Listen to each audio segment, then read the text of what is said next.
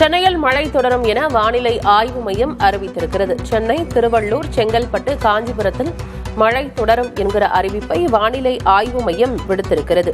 காலை 10 மணி வரை இடியுடன் கூடிய மிதமான மழை பெய்ய வாய்ப்பிருப்பதாக சென்னை வானிலை ஆய்வு மையம் அறிவித்திருக்கிறது.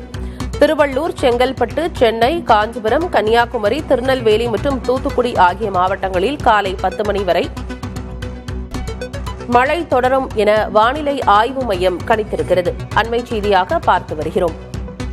ஏற்கனவே தமிழ்நாட்டின் 3 மாவட்டங்களில் இன்று கனமழைக்கு வாய்ப்பிருப்பதாக வானிலை ஆய்வு மையம் அறிவுறுத்தியிருந்த நிலையில் தற்போது 7 மாவட்டங்களில் காலை 10 மணி வரை மழை தொடரும் என்றும் வானிலை ஆய்வு மையம் கணித்திருக்கிறது.